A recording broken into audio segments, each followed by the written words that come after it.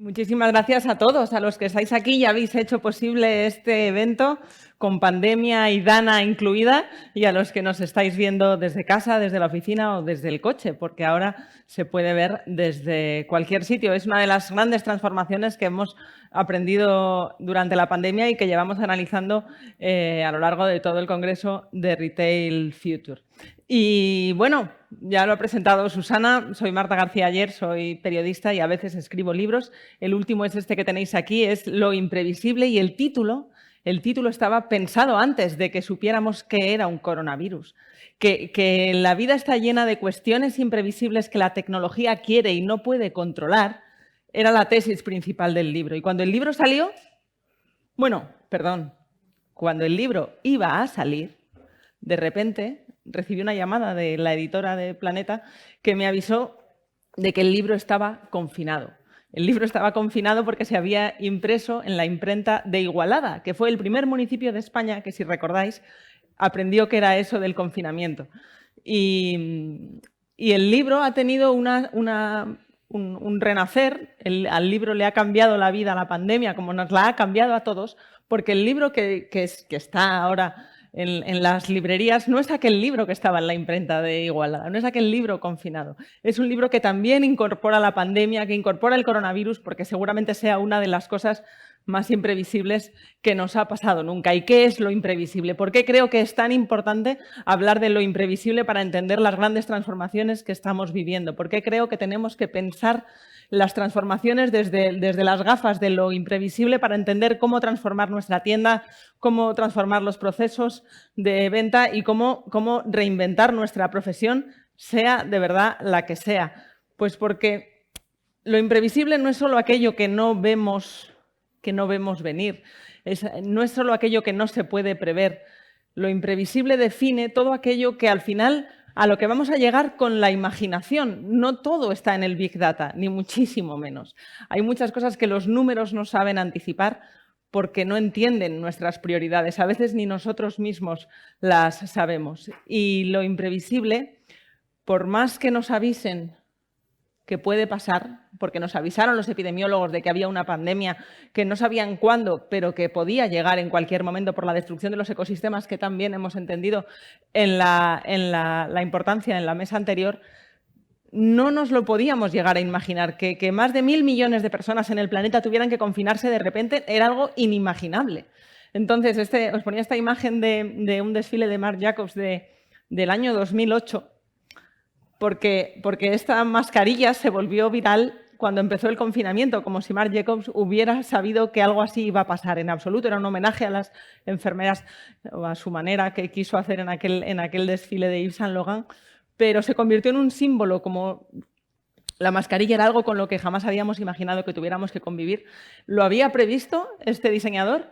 ¿Lo había anticipado o solo había imaginado escenarios posibles? La imaginación es fundamental, porque si no nos imaginamos hacia dónde vamos, no vamos a saber lo importante que es transformarlos. Y los algoritmos, eso que tanto hablamos cuando hablamos de tecnología, no siempre están preparados para sortear las cosas que nos hacen humanos, como por ejemplo la manipulación o la impaciencia o la estupidez, como veremos, que es una de los grandes agentes de cambio del que a veces no se habla todo lo que necesitamos. ¿Y cuánto de lo que nos rodea podemos llegar a prever? Creo que esta pregunta es fundamental, porque vivimos en un mundo cada vez más tecnológico, decimos, pero que básicamente significa cada vez más numérico. Hemos creado una especie de espejismo, como si todo pudiera llegar a calcularse.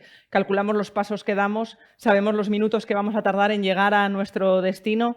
Hay algoritmos que prometen anticipar el riesgo de que una persona sufra un ataque cardíaco. Incluso ya están invirtiendo en la inteligencia artificial capaz de predecir qué vamos a soñar.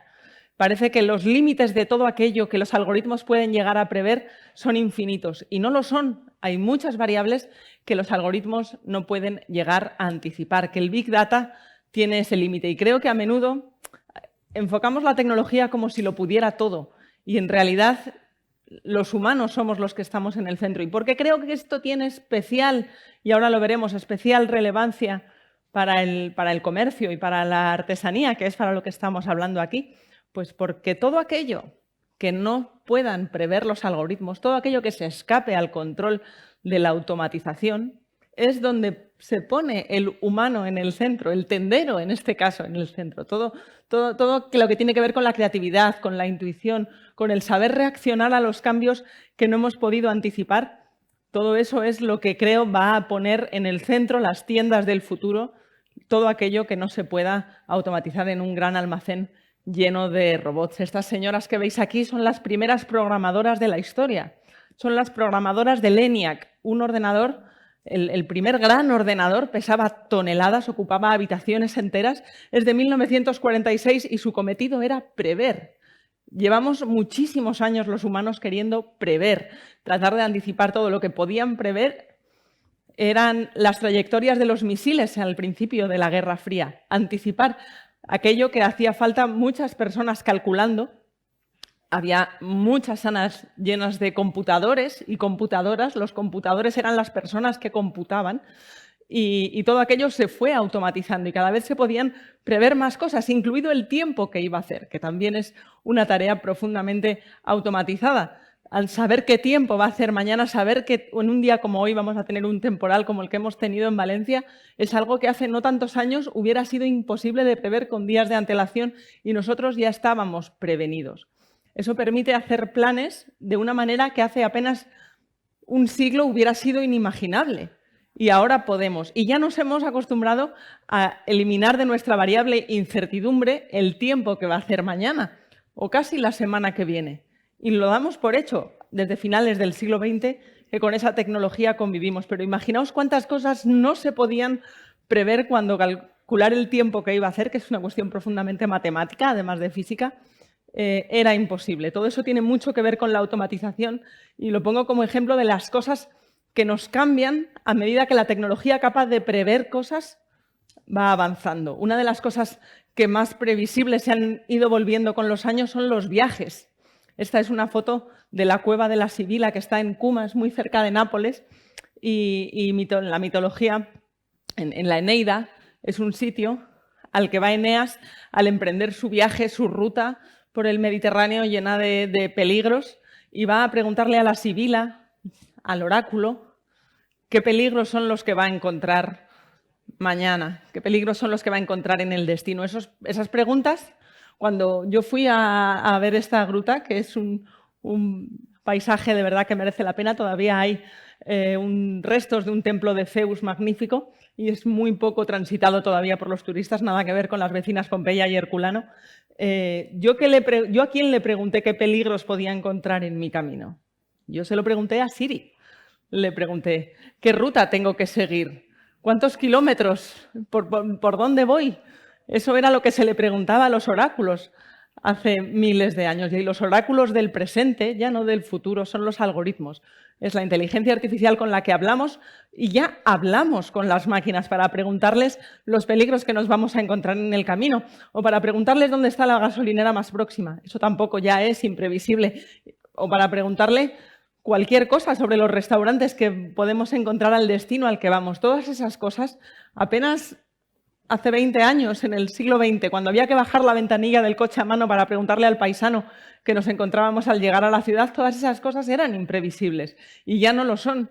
Y a medida que el mundo se ha ido haciendo más previsible, que la predictibilidad técnica va avanzando porque vivimos con smartphones en el bolsillo y con un mundo datificado a nuestro alrededor que permite, por ejemplo, hacer stocks con muchísima más certidumbre de lo que se hacía hace unos años, a la vez el mundo se va volviendo cada vez más incierto. ¿Cómo es posible que vivamos en un mundo con tanta incertidumbre? Y esta incertidumbre ya estaba aquí antes de la COVID-19. ¿Cómo es posible que conviva tanta incertidumbre a la vez con la capacidad que hemos desarrollado de predecir más cosas que nunca en la historia? Bueno, pues yo creo que esas dos variables están muy relacionadas. A medida que nos vamos moviendo en un mundo con cada vez más cosas previsibles, estamos menos acostumbrados a la incertidumbre. No entendemos bien cómo pueden pasarnos cosas que no estaban previstas, como por ejemplo una pandemia. ¿Cómo no lo previeron antes? Y a lo largo de la historia siempre ha habido pandemias, pero pensábamos que estas cosas, ¿cómo nos van a pasar a nosotros en el siglo XXI con tanto robot que tenemos alrededor? Bueno, pues es que en el planeta Tierra esto lleva pasando muchísimo tiempo. Teníamos un espejismo tecnológico como si fuera un superpoder que nos podía proteger de casi cualquier cosa. Y no es así. La tecnología tiene muchos límites y creo que es fundamental entenderlos. Hemos visto muchas jornadas en Retail Future de cuántas cosas puede hacer la tecnología para ayudarnos. Yo os propongo que pensemos cuáles son sus límites, porque es allí donde no llega que el factor humano va a ser absolutamente fundamental. Y creo que hay que poner también en valor la capacidad, la experiencia y la intuición de los que os dedicáis a esto y al conocimiento personal de la gente, a todo aquello que no cabe en una base de datos, que no se le puede explicar a una máquina porque no sabemos por qué lo sabemos. De hecho, este es uno de los campos más interesantes ahora de la evolución en la inteligencia artificial, los neurocientíficos. Hablé con muchos de ellos para escribir Lo imprevisible. Las personas que están tratando de enseñar a las máquinas a pensar están, sobre todo, tratando de entender cómo aprendemos los humanos, porque ese es uno de los enormes misterios. ¿Cómo aprende un niño? ¿Cómo aprende las cosas que sabe? Todavía hay muchísimos misterios, por supuesto en lo tecnológico, pero esencialmente en lo humano. Todavía no entendemos bien cómo sabemos las cosas que sabemos. Y por eso es un misterio cómo podemos enseñarle a las máquinas, que a veces creo somos especialmente generosos cuando utilizamos la palabra inteligencia para inteligencia artificial, porque la inteligencia humana es algo que abarca enormes cantidades de conocimiento que tienen poco que ver con las capacidades que les atribuimos a las máquinas, que ahora veremos cuáles son. Pero dejadme que sigamos con esas cosas que se van volviendo más previsibles. Por ejemplo, los gustos. No es a esto a lo que juegan los algoritmos de las redes sociales que manejamos todos los que estamos aquí, todos los que nos estáis viendo, a conocernos a partir de nuestros comportamientos online, no solo las cosas que uno escribe en Facebook, en Instagram o publica en TikTok, también las cosas que no decimos, pero que hacemos.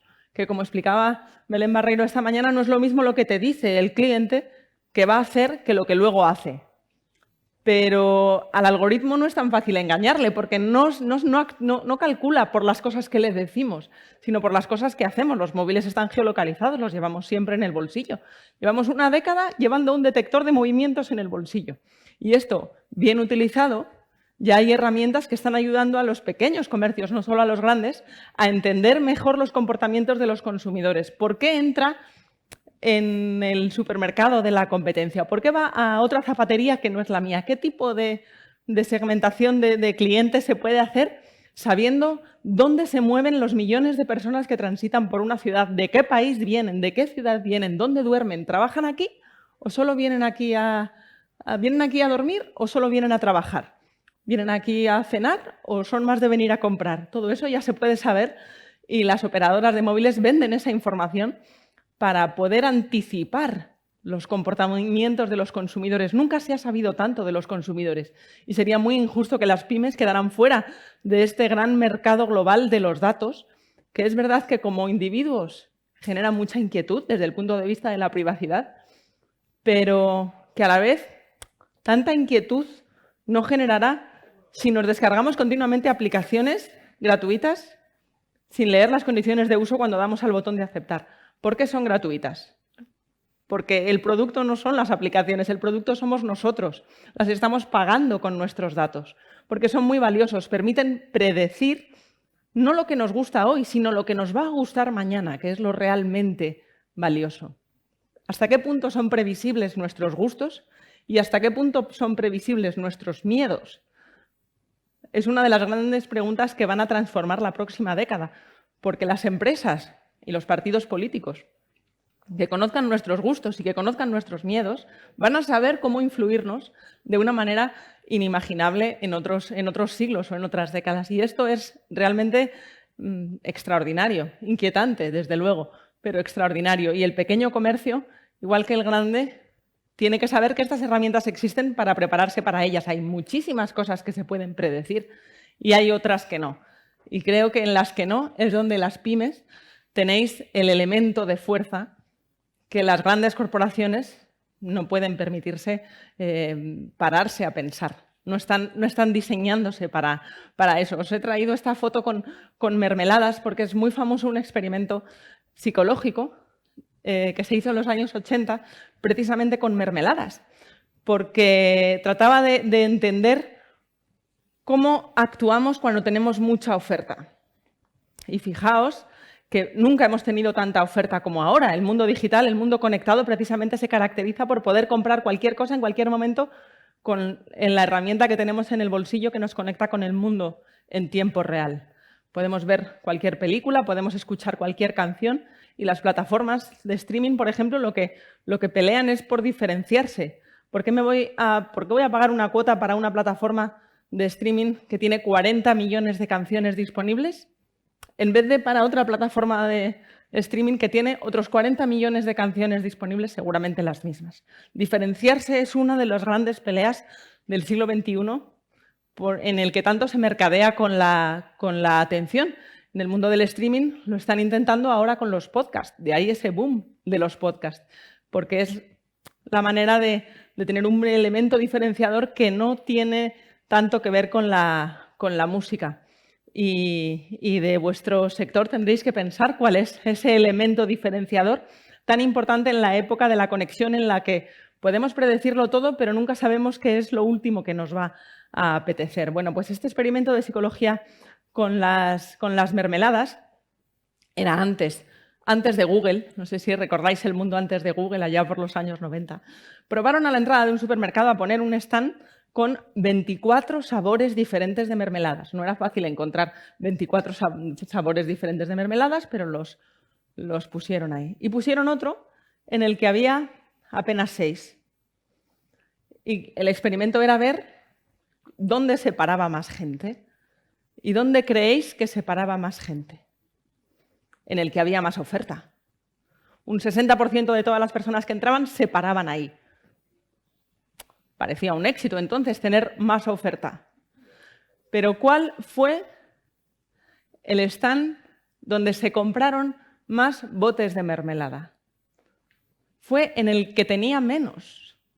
Solo un 3% de las personas que se pararon delante de aquel majestuoso escenario stand con 24 mermeladas acabaron comprando una, porque a veces el exceso de oferta satura. Y este es uno de los elementos que se encuentra el consumidor online, el poder comprarlo todo, porque el tiempo que tenemos de vida es limitado y el espacio que tenemos en casa también lo es. Y el dinero, por supuesto, y la capacidad de compra. Entonces, poder adquirir tantas cosas potencialmente es como aquí en Valencia, que tenéis el mar al lado y luego no vais nunca los valencianos. Tenemos que venir de fuera a pediros que nos llevéis. Porque tener algo siempre permanentemente disponible no quiere decir que vayas a disfrutarlo, a usarlo. Pues con el mundo conectado pasa un poco así. Estamos sobresaturados de oferta y a veces eso paraliza. Nos suscribimos a muchas plataformas de streaming, pero el número de horas que tenemos al llegar a casa antes de quedarnos dormidos es muy limitado. Nos da paz la suscripción porque somos potencialmente capaces de verlo todo. Pero eso es una ilusión, es otro espejismo tecnológico que nos está creando la industria del entretenimiento y las grandes tecnológicas, porque no tenemos tiempo de ver todas las series como no tenemos 800 amigos, por mucho que lo diga el algoritmo de Facebook. El número de personas que podemos conocer y considerar amigos, de hecho, también está estudiado en los estudios psicológicos y en los círculos de contactos que podemos tener, alcanzan unas 150 personas a las que puedes llegar a conocer a lo largo de tu vida con un estrecho vínculo. Nuestro cerebro no da para más. Aunque Internet sea ilimitado, nuestro cerebro no lo es. Por eso, el mundo presencial tiene otro valor. Y por eso, tener una tienda pequeña donde la oferta es limitada no tiene por qué ser un problema si la oferta es la correcta, si la oferta es buena, si lo que se le está dando al consumidor es exactamente eso que le está ahorrando el tiempo que Internet le hace perder. Creo que esto es importante para tener presente que ser pequeño no siempre es un hándicap. A veces es exactamente lo que uno necesita cuando está saturado de poder acceder a todo. Y hay que ponerlo en valor. Nos pasa también a los periodistas. Creo que uno de los principales retos que tenemos en un mundo saturado de información es precisamente seleccionar las historias relevantes. Aunque a veces estemos haciendo, parece lo contrario, en la dictadura del click y del clickbait, haciendo historias totalmente superficiales que generan muchos clics, pero que en realidad no nos van a cambiar la vida a ninguno, si acaso entretendrán. creo que nuestro papel como periodistas es buscar la información relevante para no hacer perder tiempo al lector, y creo que el trabajo de los tenderos del futuro va a ser también por esa línea más importante que nunca, porque en un mundo saturado de ofertas, quien sepa seleccionar lo relevante, creo que va a tener mucho futuro.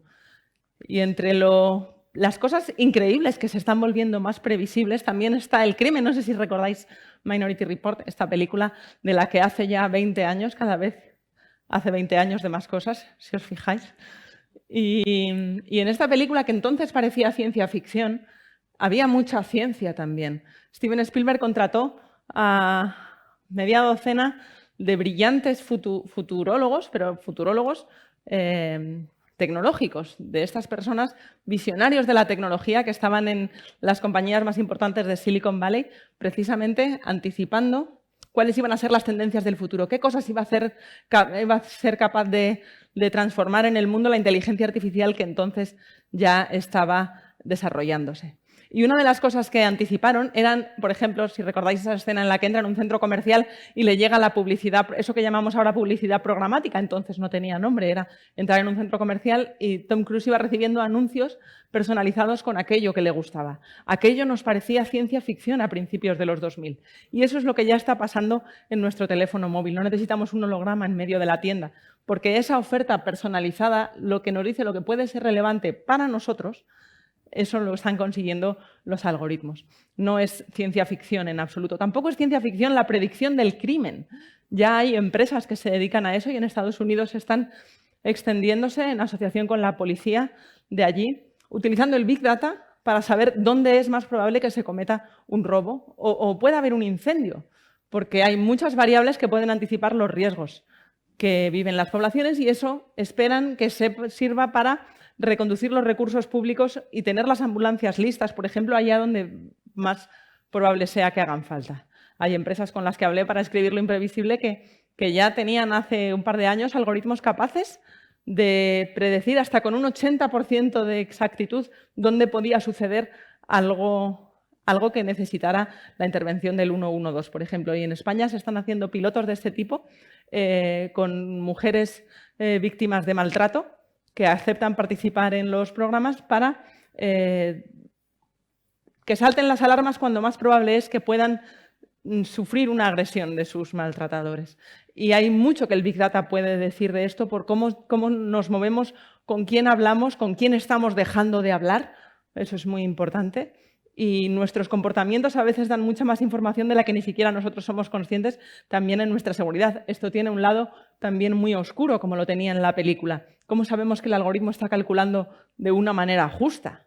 Bueno, pues, y esta es la parte inquietante, no lo sabemos. Si no nos explican, si no hay policías de los algoritmos que vigilen también a los algoritmos, no lo sabemos. Y esa transparencia, saber las cajas negras de quién programa esta tecnología y cómo de justa es también uno de los grandes desafíos, porque hay juzgados, por ejemplo, en Estados Unidos se han encontrado los casos de algoritmos que estaban dando recomendaciones racistas, que estaban anticipando que un reo que fuera negro tenía más posibilidades de reincidir que un blanco, algo que es absolutamente injusto, pero interpretando los datos de los archivos como los humanos hemos sido muy racistas, claro, estaban aprendiendo los archivos de comportamientos humanos erróneos. O enseñamos a la máquina a no reproducir la parte de los humanos que no nos gusta o serán tan despreciables como podemos llegar a ser los humanos algunas veces. Y esta discriminación, por ejemplo, también se está viendo en el mercado laboral. Ha habido empresas, Uber tuvo un escándalo de este tipo, también Amazon lo tuvo, en los que los algoritmos que tenían para preseleccionar candidatos con los currículum beneficiaban más a los hombres que a las mujeres a la hora de pasar a la siguiente ronda de las entrevistas de trabajo, porque como esas empresas tenían mayoritariamente empleados masculinos, el algoritmo entendía que, bueno, que será que para ese trabajo hace falta ser hombre. Y una vez que se detectó ese problema, las compañías aseguran que ya está corregido, pero ha habido muchas ONGs, también hay ONGs que vigilan algoritmos, las que han puesto en relevancia toda esta información. Es tan desconocida toda esta transformación que todavía no hay una preocupación social, creo yo, a la altura de lo que es, de la envergadura de este desafío, de todas las cosas que la tecnología está siendo capaz de prever. Fijaos en el amor, por ejemplo, en los sentimientos. Esto sí que es una industria que mueve miles de millones de dólares y de euros. La del amor. Hay aplicaciones de contactos para conocer gente que tratan de predecir con quiénes somos más compatibles, quiénes son las personas que pueden hacer match, como se dice ahora. ¿Y cuáles son los filtros que utilizan esas aplicaciones? ¿Quién ha programado esos algoritmos para decidir a qué personas le presentan a qué otras? Bueno, pues algunos estudios, os invito a que profundicéis en el tema si os interesa, son muy reveladores de cómo de viejunos pueden ser algunos algoritmos, por mucho que nos parezca que vienen del futuro. Porque a veces emparejan, están programadas así las aplicaciones, a mujeres con hombres unos centímetros más altos que ellas y también que tengan un poder adquisitivo superior, porque al algoritmo se le ha enseñado los mismos esquemas machistas que venimos heredando de siglos anteriores. ¿Queremos esto? ¿Queremos esto? Bueno, pues a lo mejor hay que discutir sobre ello, a lo mejor hay que pedirle a las empresas que utilizan toda esta ingente cantidad de datos más transparencia con los criterios que utilizan para predecir nuestro comportamiento, porque a lo mejor es verdad que actuamos así, pero tenemos derecho a saberlo porque a lo mejor preferimos corregirlo. De hecho, ya hay aplicaciones que prometen predecir hasta los orgasmos.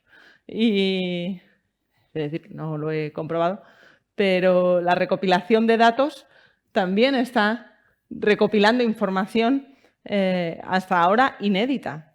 Con, por ejemplo, el Satisfyer, si recordáis que fue uno de los grandes productos de las navidades pasadas tecnológicos que revolucionaron el mercado, que justamente, como están conectados, como todo artefacto conectado, ya sea un Satisfyer o un cepillo de dientes o un coche, todo lo que esté conectado está acumulando datos en tiempo real. Entonces se pueden establecer probabilidades y a esa información, ¿a quién le pertenece? ¿No? ¿Qué están haciendo las empresas con esto? Bueno, pues son preguntas que me parece pueden dar para mucho debate y que tienen que empezar a abrirnos la mente de todas las cosas que la tecnología está cambiando en la sociedad en la que vivimos. Se está volviendo previsible hasta el arte. Este cuadro, no sé si alguno os suena, a lo mejor si os gusta la pintura, incluso os atreveríais a decir que es de la escuela flamenca y que podría ser un Rembrandt. Veo alguna cara que asiente en el público. ¿Os parece un Rembrandt? Bueno, pues es un cuadro pintado por un algoritmo de Microsoft, inspirado en Rembrandt, a la manera en la que lo hubiera pintado Rembrandt. Y aprendiendo de todos los cuadros de este autor, ha copiado, es como un falsificador. El algoritmo es un falsificador, predice conductas y las imita. Y esto también se está aplicando a la poesía. Este año ha habido un premio de poesía. El titular que veis ahí es un titular real que apareció en los periódicos. El ganador tuvo que desmentir que fuera un robot, porque ya empezamos a no poder diferenciar si realmente esta poesía es humana o la ha hecho una máquina. Es inquietante, es humana la persona que lo hizo, pero ¿y si hubiera sido una máquina? ¿Lo consideraríamos arte? ¿Es arte un cuadro de Rembrandt pintado por un robot? Pues son cuestiones que yo creo nos van a ir redefiniendo lo que significa ser humano. Aquello que sea capaz de hacer un robot, poco a poco va a irnos llamando menos la atención. En el Mobile World Congress del año pasado, el último que se celebró, vi un concierto que hacían robots. La actuación era de robots, eran brazos robóticos los que tocaban un piano y una batería. Y tenemos un grupo de personas alrededor de los robots que estaban pues, tocando las teclas y los platillos. Y al acabar aquel concierto, todos guardamos nuestros móviles, dejamos de grabar. Nadie aplaudió. Nadie aplaude a los robots. Los robots hacen su trabajo, no nos conmueven igual. Hacían música, sí, pero sería un poco absurdo aplaudir al robot. Aquello no estaba preparado, simplemente aquello acabó y nos fuimos, como tampoco aplaudimos a un tocadiscos, ¿no? O no aplaudimos a Spotify cuando nos pone una canción. Pues se están redefiniendo las cosas que significan arte, que significan amor, que significan comercio, y creo que tenemos que centrarnos en aquello que es imprevisible, porque es ahí donde más valor cobrará lo humano. El trabajo creo que es la parte que más nos interesa a todos y nos preocupa. Sobre todo también por qué va a pasar con los trabajos del futuro, qué trabajos van a tener los niños o los jóvenes que están estudiando hoy si ni siquiera sabemos cómo se van a llamar los trabajos del futuro, los trabajos que haya en 2030. Pero sí que hay algo que sabemos de los trabajos, y es que todo lo que pueda hacer una máquina lo acabará haciendo una máquina. Podemos resistirnos, no nos puede parecer mal, pero esto lleva pasando muchos años, y no solo a lo largo del siglo XX con la automatización de muchas tareas. En el siglo XIX también empezó la automatización de las fábricas. Todo lo que es una rutina, tarde o temprano, se automatizará. Pensad en cuántas rutinas tenéis en vuestro trabajo, en vuestra empresa, en vuestra tienda, y si es una rutina, seguro que un algoritmo acaba haciéndolo mejor que vosotros, porque los algoritmos son muy buenos en el aprendizaje de datos y las rutinas son datos. Este es un robot de la empresa Boston Dynamics que ya lo ha contratado una farmacéutica para bajar escaleras. Es bastante impresionante, está lleno de cámaras y sensores. Y según ha comunicado la compañía, lo que hace es ir a vigilar las plantas donde hay residuos peligrosos. Estas son cosas que comunican las compañías porque saben que los periodistas no vamos a titular hablando de la destrucción de empleo, que es una cosa que solemos hacer cuando hablamos de automatización, porque como son tareas peligrosas y además en plena pandemia entendemos que todo lo que evite poner en riesgo a los trabajadores es bien recibido. Pero estas son las cosas que las empresas nos cuentan. Luego están las que no nos cuentan. Y la automatización está afectando a todas ellas y ayuda a aumentar la competitividad de las empresas y ayuda a crear empleo la automatización. Lo que pasa es que es otro tipo de empleo, no el empleo que era susceptible de ser automatizado por la rutina. Y esa es la clave, encontrar qué es lo que podemos hacer los humanos que las máquinas no. No sé si alcanzáis a ver que en este árbol hay muchos teléfonos móviles colgados. ¿Qué hacen esos móviles ahí subidos? Bueno, pues son de repartidores de Amazon que Bloomberg descubrió que para engañar al algoritmo ponían más cerca la señal del repetidor que lanza las órdenes de repartir los pedidos para ser los elegidos. Quien recibe el pedido lo realiza. Desde que existen los libros de cuentas, existen las notas al margen para engañar a los libros de cuentas. Y lo mismo pasa con los algoritmos. Esa picardía humana todavía no la terminan de entender. Pero el siguiente paso es que se van a automatizar los repartidores. Ya se están automatizando y con la pandemia se ha acelerado mucho esta automatización. Estos carritos ya están funcionando en muchas ciudades estadounidenses, en Europa también, en el Reino Unido hay varias. Reparten comida a domicilio. Se pide con el móvil, el restaurante o el local pide con el móvil uno de estos carritos. Son de conducción autónoma, son pequeños, no dan miedo porque se les podría hacer así y desviar. Y al llegar con un código, el restaurador abre, mete el pedido, mete la pizza, mete el burrito, mete la tortilla de patata y le llega, va circulando solo por la acera, por el barrio, a quien haya pedido esa comida. Se está automatizando. ¿Por qué? Porque es una rutina.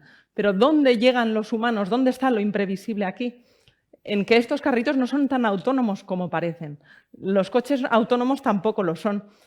No saben reaccionar ante lo imprevisible. En algún sitio hay una pantalla de una persona que está rodeada de televisiones en las que aparecen estos carritos y cada vez que hay un problema es un humano quien reacciona. Puede ser un perro que se interpone en su camino, puede ser que ha nevado y se queda atascado, puede ser un gamberro que le da con un palo. Cada vez que uno de estos carritos sufre un imprevisto es un humano quien le saca las castañas del fuego.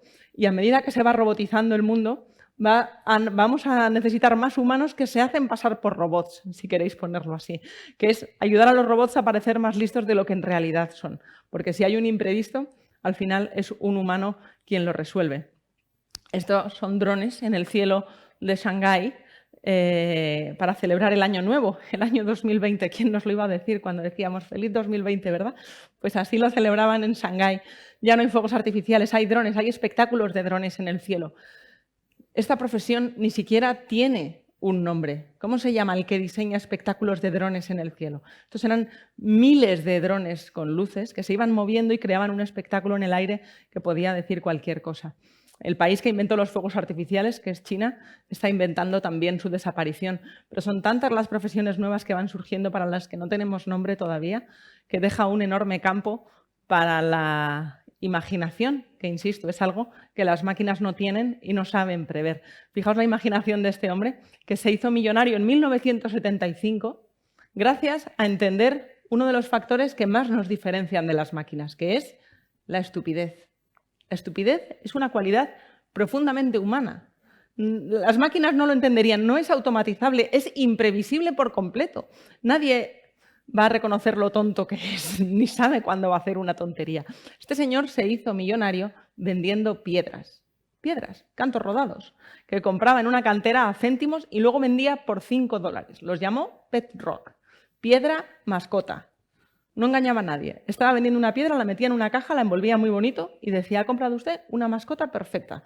No necesita sacarla a pasear, no le dará problemas por las noches, no come y la puede usted poner nombre y llamar como quiera.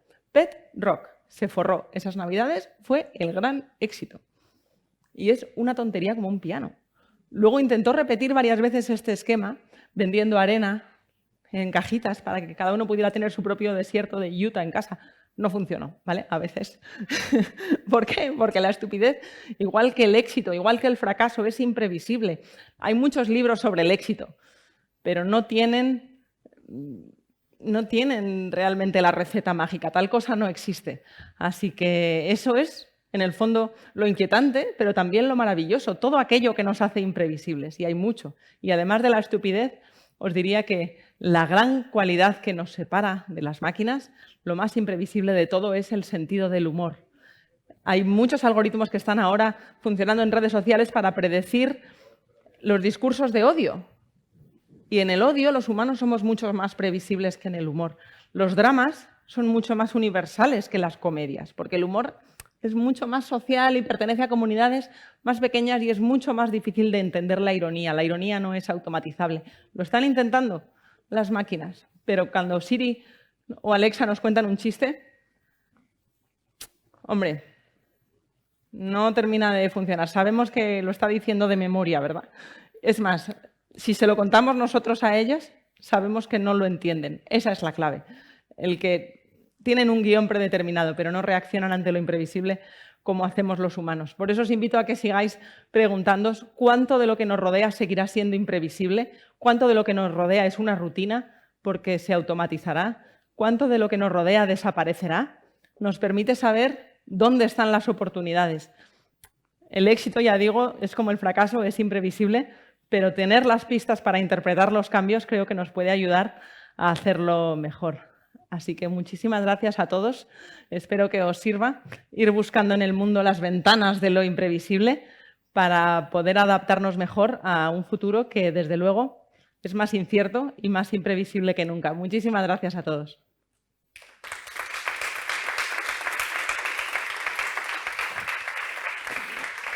Gracias, Marta. Para los que estáis en casa y estáis oyendo aplausos, es algo que no ha ocurrido en los 2 días y estaréis pensando, ahora hay público y no había público en el resto de los 2 días. Estoy yo aquí en casa pegado a la pantalla.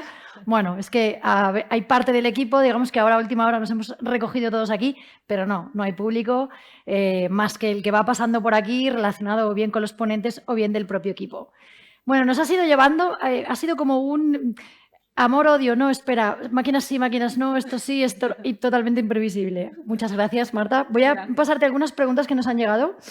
¿Qué principales cambios producirá la tecnología en un sector como el comercio? De todo lo que nos has ido recogiendo, ¿qué crees que es lo que tendrá más impacto en el comercio, que es la temática que nos ocupa aquí?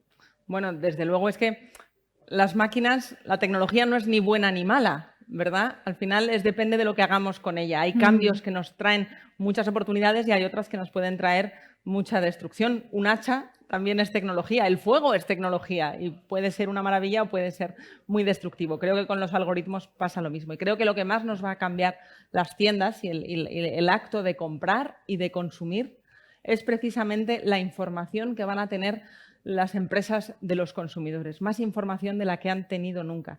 Curiosamente, para llevarnos al mismo sitio del tendero de toda la vida, que es conocernos, como nos conocía el tendero de antes, el que sabía todo de nosotros y te avisaba cuando iba a ser el cumpleaños de alguien de la familia porque se acordaba casi mejor que tú, ¿no? Y te decía, cuidado que se te ha olvidado comprar el pan. Bueno, pues ahora, en un mundo cada vez más individualista y cada vez más impersonal en muchas cosas, es la personalización una de las cuestiones del futuro. Pero a veces no hace falta una máquina para esto. A veces nos hacen falta personas. Pero como consumidores cada vez lo vamos a exigir más. Es algo que durante décadas ha estado en letargo y vuelve la personalización, el que me conozcan, que me digan lo que necesito antes incluso de que yo lo sepa. Y Netflix a veces recomienda cosas que no tienen nada que ver con nuestros gustos, pero eso no se lo vamos... Amazon a veces te hace unas sugerencias que dices, uy, mira, no. Y sabes que no siempre es que el algoritmo sea tonto, a veces es que lo quiere parecer, porque esos algoritmos no trabajan para nosotros, trabajan para Netflix, trabajan para Amazon y nos quieren vender aquello que a ellos les hace ganar dinero, no necesariamente lo que nosotros necesitamos, pero no se les tiene que notar demasiado. Entonces, intercalan lo útil para nosotros con lo útil para ellos o para quien les paguen. Y al final, fiarnos, la confianza y la personalización creo que van a ser claves que van a diferenciar lo humano de lo que no lo es. Nos preguntan si crees, cuál es tu opinión sobre la desaparición de las tiendas físicas. Me atrevo a decir que con esa personalización y esa confianza las tiendas físicas se mantendrán o lo vamos a apostar todo al online. Me parece que la gran diferenciación que hacemos entre online y offline, o físico y digital, es una división que está solo en la cabeza de los que vivimos en el siglo XX. En el siglo XXI, de verdad, que esto cada vez es más difuso. Hay que estar en ambos sitios y cada uno vale para lo que vale. Pero el fin de las tiendas tal y como las conocemos ya se está produciendo. Las que no se adapten a este cambio van a desaparecer, porque una tienda que es capaz de llegar al consumidor de manera personalizada, y no tiene que ser un gran algoritmo, a veces es un WhatsApp que te puede llegar de la persona que está cultivando verduras ecológicas, como las que estábamos viendo antes. Eso es personalizar. Y creo que esa tecnología puede ayudar mucho al pequeño comercio y a la artesanía, que la artesanía, además, no estamos hablando tanto de ella como le deberíamos a lo mejor, pero es la esencia de lo imprevisible, porque a lo mejor cada pulsera es diferente de la anterior y solo existe esa. Y en un mundo de predictibilidad técnica, creo que el hacer cosas tan únicas va a tener un valor especial. La última pregunta. ¿Cómo crees que pueden aprovechar la digitalización manteniendo su identidad y valores precisamente los pequeños negocios que ven la digitalización como algo inalcanzable? Bueno, es que no pueden no estar, y el confinamiento y las restricciones y los cierres forzosos que estamos viviendo ahora en la segunda ola, y quién sabe si no empezaremos 2021 con una tercera, nos están mostrando que ese canal no es un problema, es al revés, puede ser una salvación, puede ser el único canal disponible en algunos casos. Y es verdad que estamos en una situación excepcional, que es la de la pandemia, pero tan excepcional parece que no va a ser que vivamos situaciones imprevisibles como estas. Entonces, creo que esa adaptación para el pequeño comercio se ha visto durante mucho tiempo como no tengo tiempo, es un problema, no va conmigo, yo no me dedico a eso, lo mío, yo hago zapatos, que tengo yo que ver con la transformación digital, y realmente puede ser la tabla de salvación de muchísimas empresas, no solo por lo práctico, también por lo seductor que puede ser para las nuevas generaciones, porque los negocios familiares a veces se encuentran con que no consiguen captar el interés de las nuevas generaciones, y hacerse más digitales puede precisamente ayudar a romper esa barrera generacional. Creo que es una enorme oportunidad y que a veces, planteándolo como algo difícil y misterioso, estamos disuadiendo a mucha gente de interesarse por ello. Yo con lo imprevisible precisamente lo que intento es que alguien que no sepa programar el vídeo y va a decir, fíjate qué cosa tan del siglo XX, sí, le pierda el miedo a saber de qué van eso de los algoritmos y por qué pueden cambiar mi trabajo sin que yo lo sepa. Estupendo cierre, Marta, porque muchas de las cosas que va diciendo, no sé a vosotros y a vosotras, pero a mí me van trayendo historias de ayer. Estaba hablando de cómo los negocios tradicionales deberían captar a las nuevas generaciones y me ha venido a la cabeza la historia de Adrián Seligra, que lo vimos ayer, cómo precisamente utilizando las redes sociales, una sastrería de 5 generaciones estaba intentando captar a esos clientes. Marta, un placer escucharte. Te vemos en televisión, te seguimos de cerca y espero que el año que viene contemos contigo de nuevo. Un placer, gracias a todos.